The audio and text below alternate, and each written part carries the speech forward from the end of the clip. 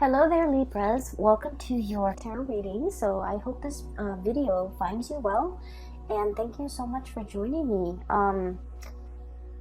Well, let me just say this. I just feel like there are a few things that you're mulling over in your mind, and I feel that it is very heavily relationship focused, okay? So I almost feel like for some of you, you might have trouble getting somebody out of your mind. You might be heavily thinking about another person. I also feel this energy about you, somebody from your past or somebody that you were once connected to. You never understood them. And then I feel like the month of February, something is coming in that is allowing you to understand this person better, or you're having some types of epiphanies that kind of shift your perspective a little bit. It's not drastic like the Tower, but I feel that you're reminded of this person for the month of February. And I feel that you are heavily thinking about them, and you're heavily thinking about the qualities, the quirks about them that you might not have understood before. I feel that it's making a lot more sense to you, okay? So let me just talk a little bit about the scene that I was seeing when I was shuffling the cards. And once again, we have a lot of cross watchers nowadays that are watching the videos for, they might not be the Librans, but they are watching for the Libras that they have in their life. So take this how it resonates, and just know that energy is interchangeable. And you could be either or in the scenario that I am reading for, okay? So first of all, I see this scene, and it looks like a street side cafe. Very informal street side cafe, and it looks almost like it's in Paris, okay? Like a Parisian coffee shop. And there are those metal chairs and metal tables, cute little tables for like two, kind of laid out on the sidewalk, and people could just, sip on their coffee and have their lunch or have their brunch while looking at the people passing by. So I kind of see a little bit of an upscale coffee shop, and it's in a very busy square. There's a lot of people passing by, and I see this couple. They seem like they're clearly a couple to me. Very young couple, probably in their early 20s. The one woman, she's really, really attractive. Well, they both look really attractive. They both are dressed very well. The woman is wearing a white blouse, and she's wearing, high heels, and she has her hair done, she has jewelry on, she has makeup on, and I believe she has like light curly, short, blonde hair. She looks very stylish, like she could, either work as like a fashion editor or something very, like she just looks like she's dressed really, really well. And they're sitting at a table, and there's white tablecloth, okay? So already it's kind of like an upscale kind of a place. And right next to her is this man that she's talking to, and it seems like they're dating. He's wearing a twill like blazer. He's wearing a polo shirt underneath, and he's wearing khaki pants, and he's wearing like the loafers. So these two look just kind of like a perfect match, okay? On the surface, they look really, really attractive. They look like they could be fashion models. They just look really stunning. And he's talking to her. He's telling her about some event while he's eating, and he has like a fork in one hand, a knife in the other, and he's cutting his food up, and he's talking to her very excitedly about something. And she's half listening, okay? She's half listening. She's sipping her cappuccino or her coffee. And while he's talking, she kind of looks past him, like past his shoulders. And what's really drawing her attention is this other man that is, he's not in the cafe. He's kind of like on the outside, sitting behind the man that she's dating. He's got long hair. He looks very, he just doesn't look, kempt like a fashion model the way her boyfriend looks. but he's an artist. He's a street artist.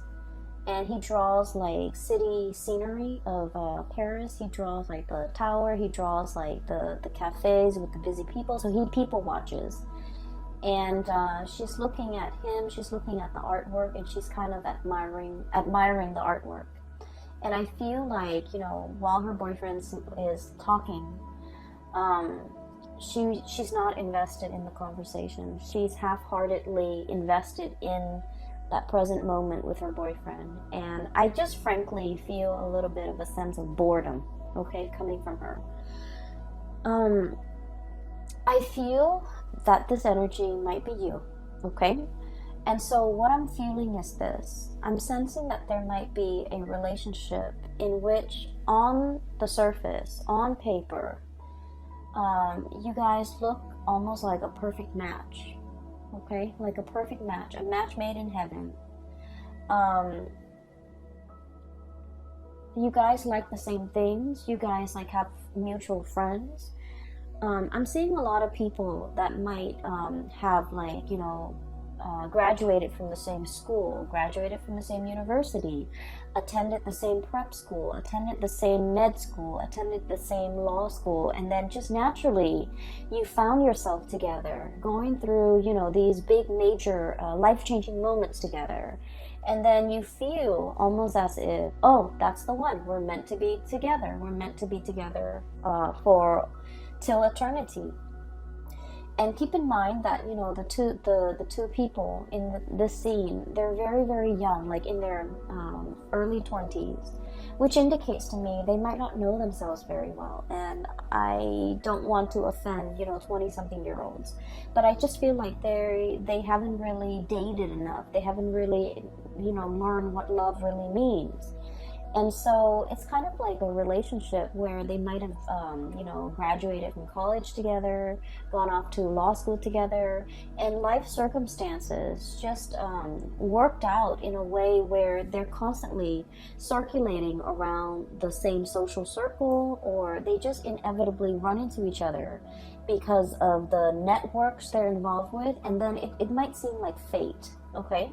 When in fact, it's just, you know, it's a numbers game. So I feel like there's a situation here where you are putting a lot more meaning into the situation than it warrants. Does that make sense? So I'm sensing as well, for those of you who might have been together with a person for a long period of time, there's this period of kind of like boredom, okay? Wanting to see what other options are available, wanting to kind of get out there and explore relationships, date other people, wanting to have more fun, wanting to have more chemistry, wanting to have more passion, wanting to feel desired, wanting to feel alive again. So I do feel this sense of mundane, this sense of, I wish there was more to this. I wish things were a little bit different, okay?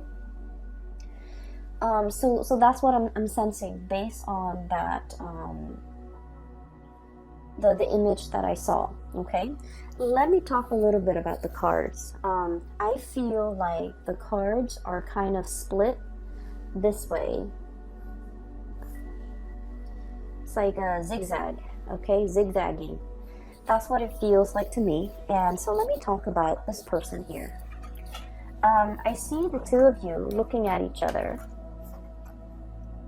Okay? I feel like, and this is where I don't know which one you are. Okay? So the energy, once again, can be vice versa. Pick whatever side you resonate with as a representation of your energy. So this is the couple.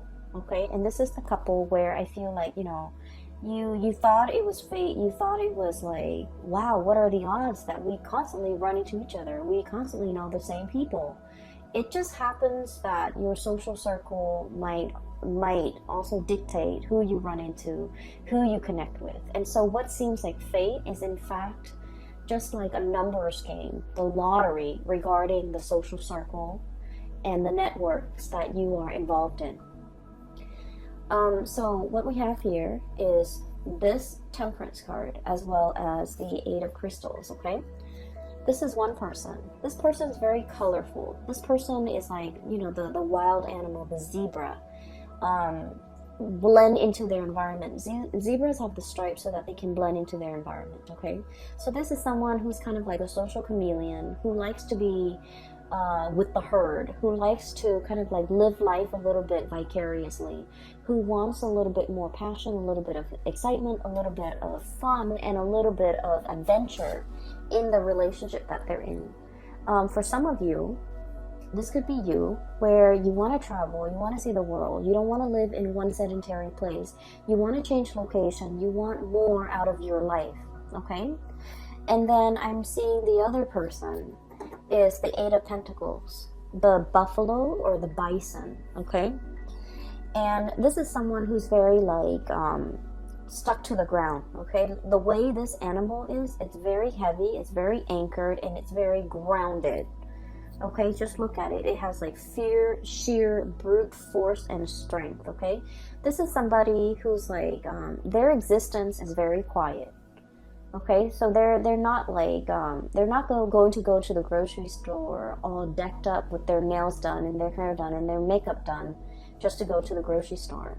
They're going to go to the gym in like a torn t-shirt and, you know, old shorts and not care because they're just working out and they don't care. And this is also somebody, I feel like, the way they live their life is very admirable, is what I'm sensing. They have a lot of money, they have a lot of, they have financial resources, but they never flaunt it. They never talk about how much they have. They never, you know, care about the nice cars, the big engagement rings, the designer handbags, getting their nails done, getting their hair done, having like the expensive, you know, watch or even the designer suit. So they could be male or female. The bottom line is they're very down to earth. They don't like to flaunt. They don't like to be flashy. The way they live their life is, it's a very quiet existence. They're content with everything that is in their life. And I feel in a way that the other person might regard this person as lacking in spontaneity, lacking in excitement. So somebody here is thinking like this relationship might be a little bit dull, might be a little bit boring. This person is not very spontaneous. This person is not very exciting to be around. Okay, so I feel like one person is really wanting travel, adventure, excitement, newness, and the other person could be a little bit more of a homebody. They could be content with very, very little. So I feel like there is a conflict of interest here when it comes to how the two of you like to be entertained, how the two of you want to explore life, how the two of you can find, you know, emotional fulfillment with the things that you do. I also feel like there is a opposition when it comes to what one person likes to do recreationally and what the other person likes to do. One person is very like down to earth, very tried and true. And then the other person is like, you know, the spectrum of the rainbow, wanting new things. And so in this relationship, I'm sensing here, there's dissonance, okay? It's like not being on the same page, not really jiving with one another anymore, talking and living life on different wavelengths, no longer crossing paths or no longer feeling like you are in alignment with one another. For some of you, what could have started out as like a very passionate affair could have now settled into a very comfortable relationship. We have here the Two of Cups, okay? This is like a comfortable relationship where two people are comfortable with one another. This is also like the nesting instinct is what I'm hearing, where the two of you might have, you know, moved in together, might have been really comfortable with each other, might have gotten married, might have had several kids. And so the spark might not be as strong in this relationship as it was in the past. And then I'm also feeling as well. For some of you, regardless of whether or not you are single or in a relationship, I feel that you are drawn to a person, very, very drawn to a person that is like your friends, your family, and the people that know you, like your best friends, would say, wait a minute, that person is completely not your type. Okay? So I feel like your taste when it comes to partnerships and relationships are changing. You're attracted to somebody that in the past might have slipped under your radar, but now I feel like you're specifically drawn to this type and you find this type very magnetic, and I feel like they're very different from you. And so I feel like you guys are that woman at the coffee shop. Her significant other is talking to her, but she's like checked out. Either checked out of that conversation, checked out of that relationship, checked out of that connection, and wishing for something a little bit more. Okay, she's drawn to the artist in the background. He's sitting with his back to her, so she's not really seeing his face, but she's admiring his talent. She's admiring the way that his mind works, where he can, conjure up beautiful pieces of art.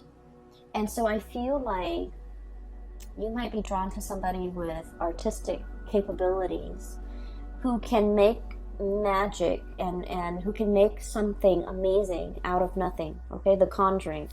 And the card associated with this here is, we have here the Page of Wands. Okay, this is like the multitasker. And this is like, the cogs in the machine are all turning, right? This is someone who's borderline genius, okay? The way their mind works, they can like juggle, like have many, many, many things in the works, and they never drop the ball. This is somebody whose mind is like racing a mile a minute.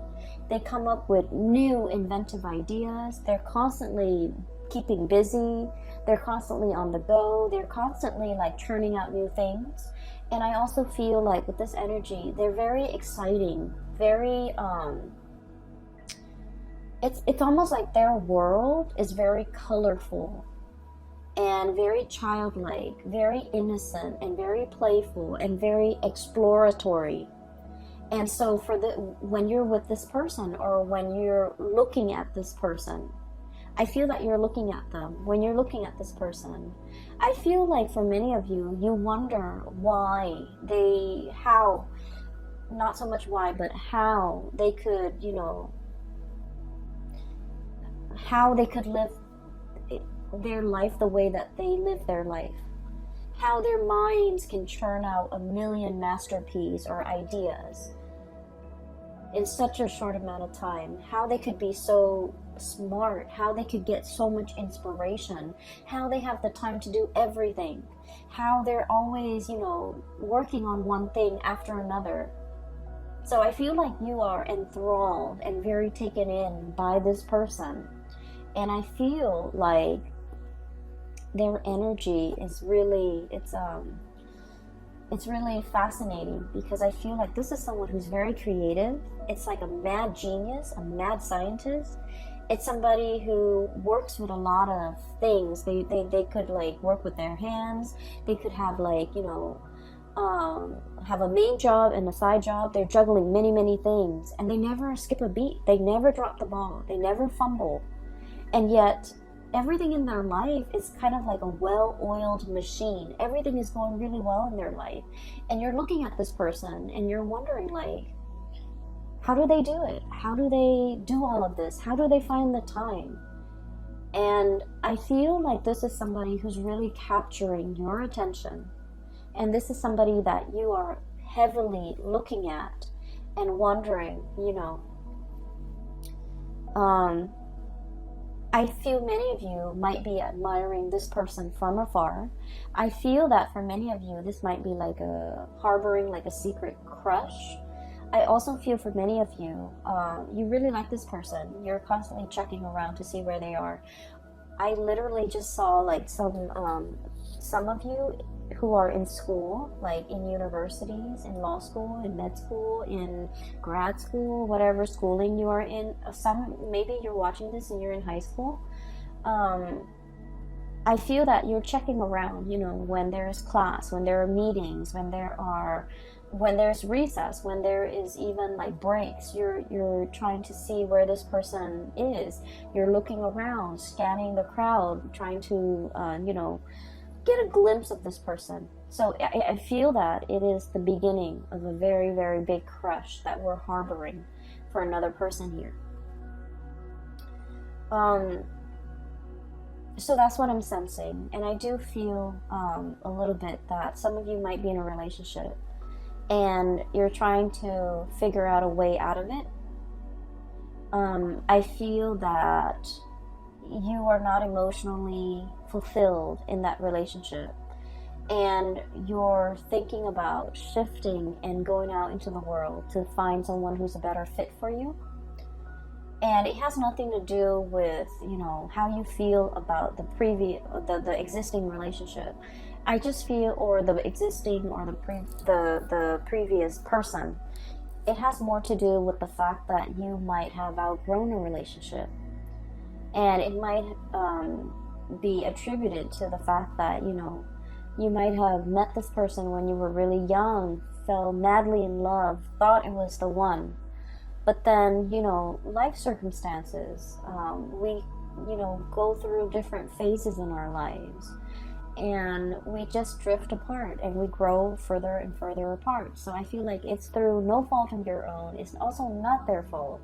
It's just the two of you have kind of like reached the end of a relationship. And I do feel for many of you, this was like somebody that you met when you were very young, and the passion, the chemistry was like off the charts.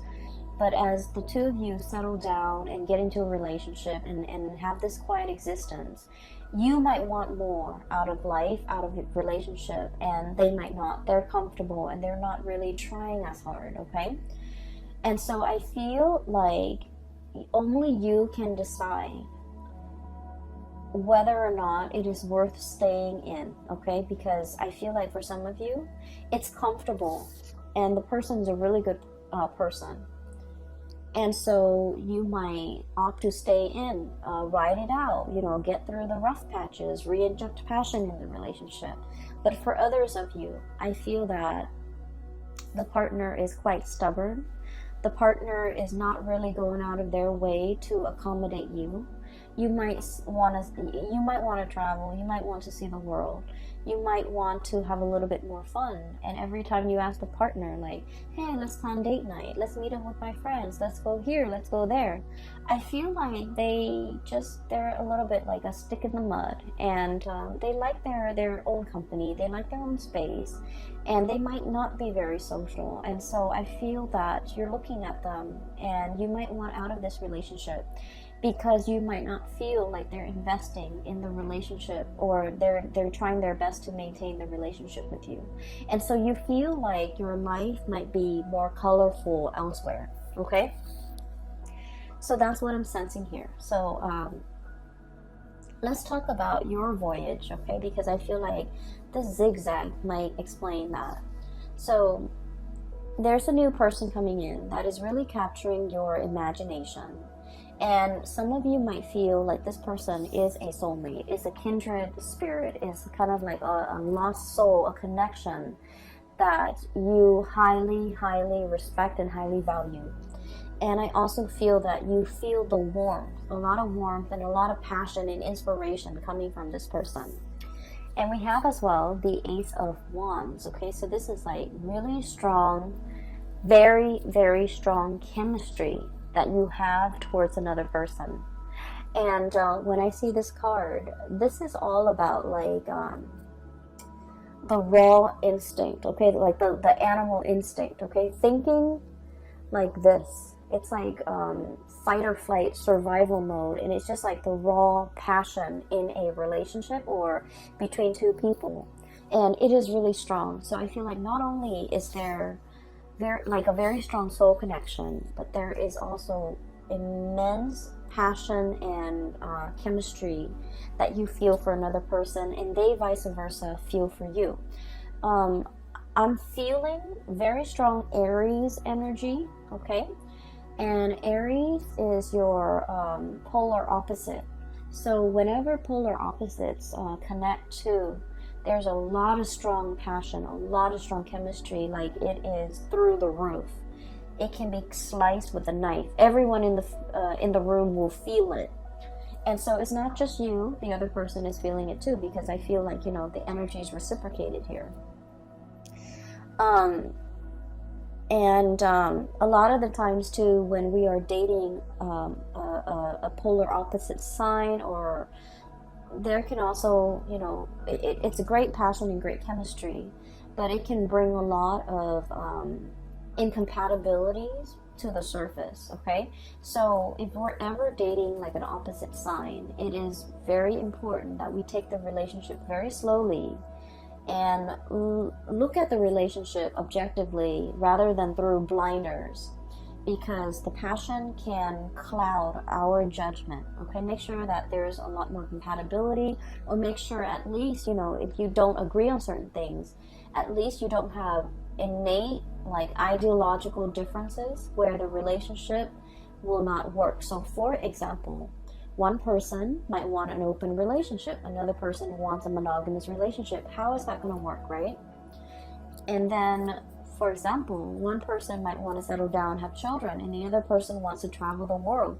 How is that going to happen? How is a relationship going to form? So it doesn't mean that it can't work. It just means you need to take things slowly, get to really know this person before you start planning a life together. Does that make sense? So I feel like you guys are sensible enough.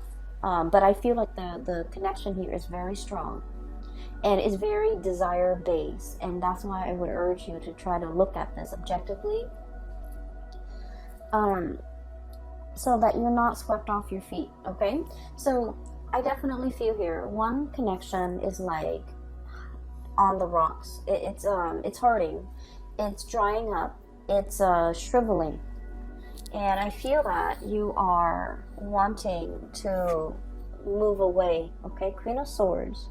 The Queen of Swords is, the way I look at it, it's like, it's a woman who has been traditionally, you know, she's been very, very hurt in the past. Okay, so I usually look at this card as somebody who's been through their fair share of emotional disappointments. Okay, like a series of emotional disappointments, and as a result of it, this person is very steely. They're a little bit icy, and they don't trust people easily. It's hard for them to open up to new love, and it's also very hard for them to express themselves emotionally. Okay, I feel like there was a relationship here in your past where you didn't feel emotionally fulfilled. I also feel like you've told the other person many times, I like it when you do this, and I don't like it when you do that. But for whatever reason, you're very straightforward with them, and you're very clear about what you like and what you don't like. But for whatever reason, it's fallen on deaf ears. Like, you might tell them, I like roses, I like lilies, I like cherry blossoms. And yet, you know, event like holidays and major milestones go by, and they never get you those things. Okay, it's as simple as someone not listening. And then I also feel like this person is like, for example, for your birthday, you wanted to go out. And like, I want to go out with my friends. I want to be, you know, with the company of others, and I want to go dancing. And this person is just like, oh, you go ahead. You go and you know, hang out with your friends on your birthday. I don't want to go dancing. I don't want to, you know, be along or be amongst like a big crowd. But you go ahead. It's your birthday. You go ahead.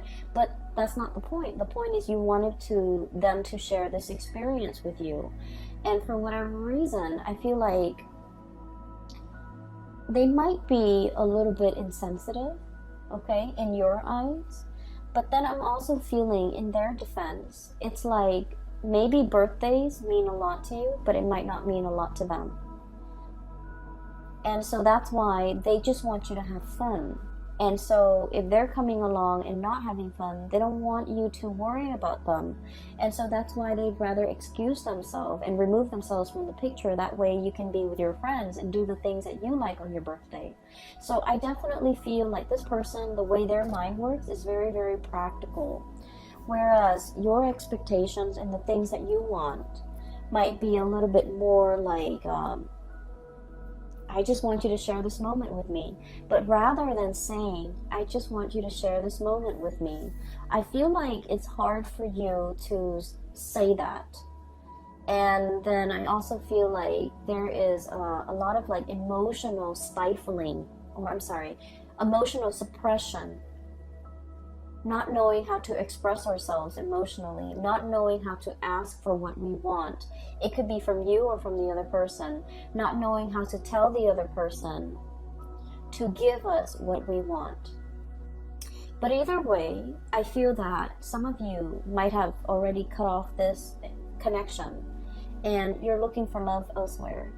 For others of you, you might still be in this connection where you're not feeling that emotional nourishment and you're contemplating cutting off the connection, okay? We have as well, moving in, we have the Three of Swords, okay? So what I was looking at earlier is, it's sort of like this. Moths to a flame, okay? Something is really catching your eyes. You're really gunning it for something. You're really like going towards something. So just look at a bat, okay? This might not be a fruit bat. This might be more of a carnivore type of a bat, where they eat flies, where they eat insects, where they eat like critters. So like the bat is going straight for the moth, okay? So what I'm seeing is there's another person that is whose presence is kind of like the light in your life. If you're living in a bat cave, it's dark, it's damp, and it's dank, and the scenery is probably not very inspiring. There isn't a lot to look at, and overall, it just feels almost as if you need the sunlight, right? And so I feel like you're seeing this person, and everything is shining very brightly. And it feels almost as if you're emerging from this cave and moving into the light. But in the process of moving towards this thing that is really drawing your attention, you have to let something go, hence the Three of Swords. The Three of Swords is about that separation, okay? It's about like the sacrifice. It's about doing something that we know will hurt us, but in the long run, it will also be freeing and it will be liberating for us. So underneath the Three of Swords, we have here the words associated with it. It's release and recovery. Releasing something so you can go after something else. Releasing a relationship that is no longer serving its purpose in your life. And while you're moving away, what's really blocking you here is that it's going to hurt a little bit. Okay, you might be dealing with this. You might be not wanting to leave because you were fearing this. But look what's on the other side.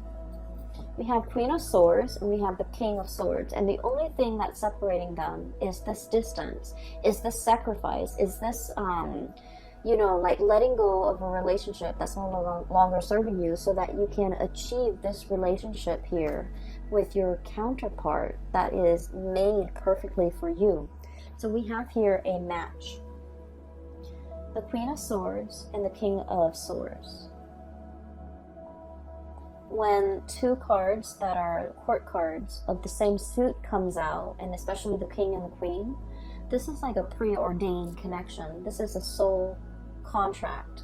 This is a connection that you have had with each other in a past life, and you're coming into this lifetime to continue to walk through the next phase of your life's journey together. This is the coming together of two people who are very like-minded, who are also incredibly, I feel like compatible, okay? I'm seeing for many of you who might be the feminine energy, the female watching this, regardless of whether or not you are the cross watcher or you are the Libra, I feel that you already know who your counterpart is. You already know who this person is. Okay, the bat is looking straight at the king. However, the masculine energy, and once again, you could be in a same-sex relationship, but whoever embodies the masculine energy might not be aware just yet, might not know just yet. So I feel like there is a need to release something in order to find your true love. Release something.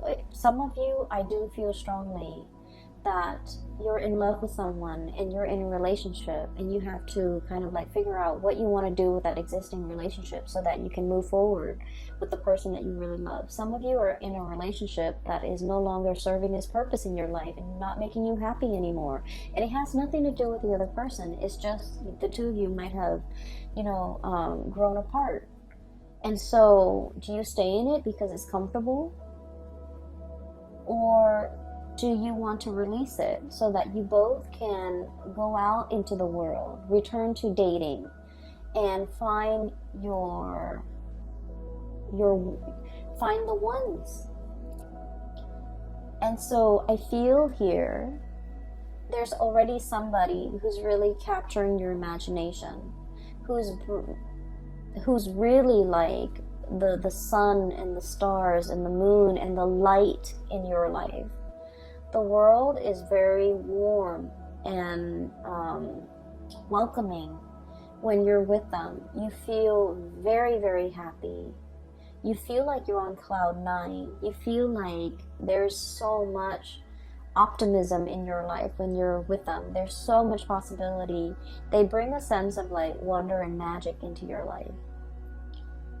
And I feel like some of you might be thinking, I was so lost, but then as soon as I saw this person, I just knew there is a resonance. I just knew that, there's something about them calling out to me, like drawing me out. So I feel like it's a really strong soulmate connection.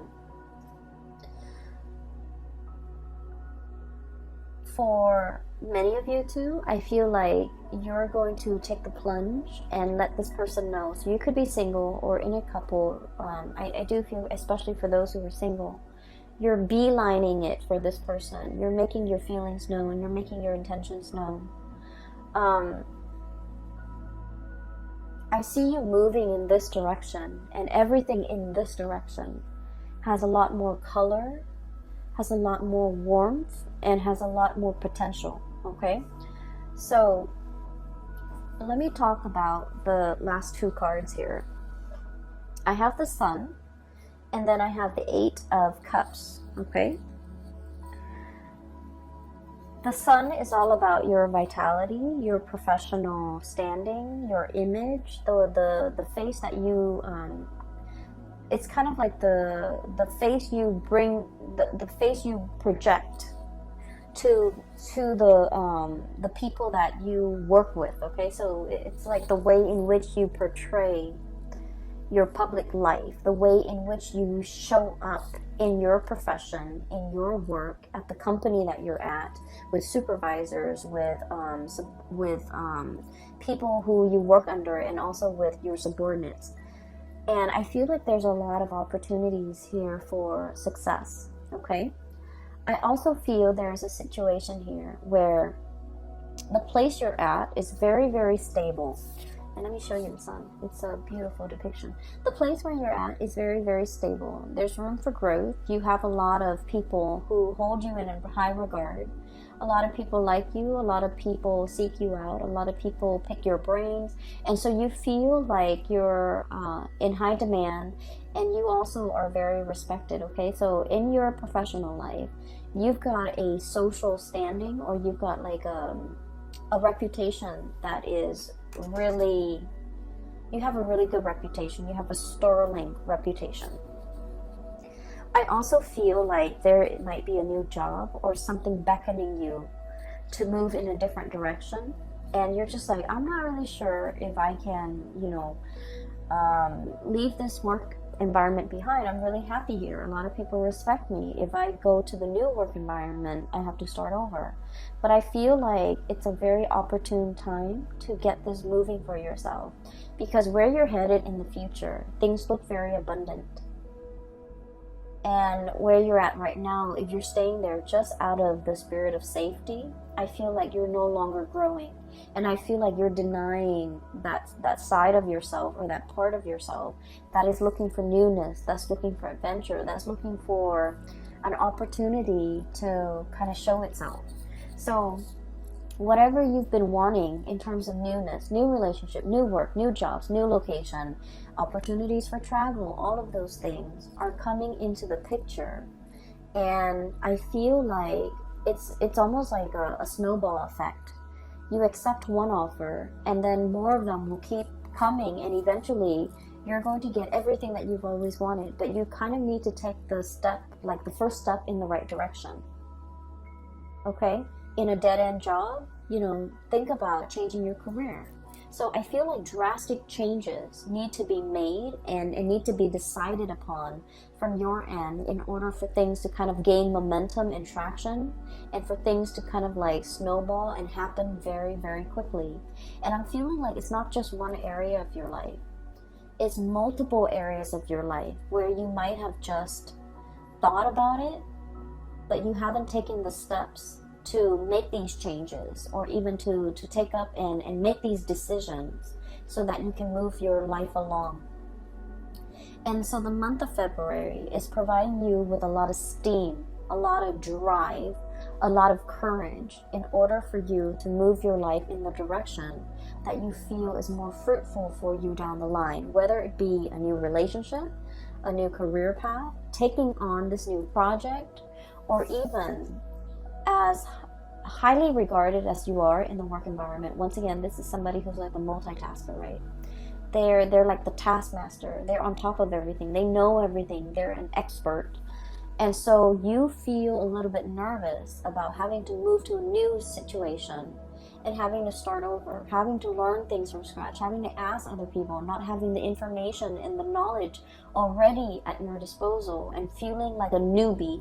I feel like you don't want that. But at the same time, it's giving you a lot of opportunity for growth, okay? So, new things cannot come in unless we release the old. And I know it sounds so cliche, and as an air sign, it's like intuitively it makes sense to us. But then on a in like a physical way, it's like, why can't we have it all? We have two hands. Why can't we, hang on to the old with one hand, or hold it in our hands, and then grab for the new with the other hand? Why can't we do that? Why can't we have both? Why does everything have to come at the expense of something else? Why are there opportunity costs? Why are there sacrifices that need to be made? Why can't we have like one hand in each pie? That's what I feel like you're thinking. Maybe for some of you, you're in a relationship with someone and it's no longer as exciting, and you're even wanting to experiment with another person. For some of you, you don't want to leave your job, but something else is calling, like a new job opportunity is calling. So it's almost like wanting to live like a provisional life, like to try something out, to live, to kind of experiment with something in a trial period, a trial phase, just to see how it fits. But we don't have that luxury. And so I do see a lot of temptation here, a lot of desire that you have towards something new. And I especially see it coming through with another person. And you're really looking at this person. I do feel that. I feel like you're also living vicariously through them. You're potentially looking at them through social media, looking at the places that they've been, looking at, where they're hanging out, who they're with, and really, wishing you were there with them. And then I'm also feeling with this 8 of Cups, if you look at the starfish, it's kind of trapped, bogged down by the weight of the seaweed, okay? It's kind of like entangled with sea urchins and seaweed, and it's in a state where it can't really move, okay? Being immobilized. having so much baggage or having so much stuff where you're kind of tied down. So for many of you, there might be a relationship here that you feel like it's hard to extract. There might be children in the mix. There might be joint finances. There might be, you know, mutual friends, mutual, like, even close family members that it's like your family is their family now. So it's really hard to extract. It's really hard to extricate. And so I do feel this new energy is really calling to you, and at least you have been trying to manifest it, have been trying to call it in for you, and it has taken a really long time. And now that it is actually here, you don't really know what to do. You are definitely aware of what your options are, Libras. I feel that you're totally aware. But at the same time, I feel that you take a really long time to make decisions. And I just want to say that this is something you need to speed up on, because I feel like with all of these, it's like all the colorful, the newness, all the spectrum of the colors on this side indicates to me, you know, that it's very positive for you. And so when I see something very, very positive here in your future, and things that might not be entirely positive here, that's lackluster here and underwhelming here, whereas everything here is really bright and just delicious and just, you know, warm and very emotionally and physically fulfilling and appealing to the senses. I just wouldn't understand why you would not partake in this and instead, you know, still question this. Does that make sense? So I feel like the universe is guiding you towards this area where you're going to feel warmth again.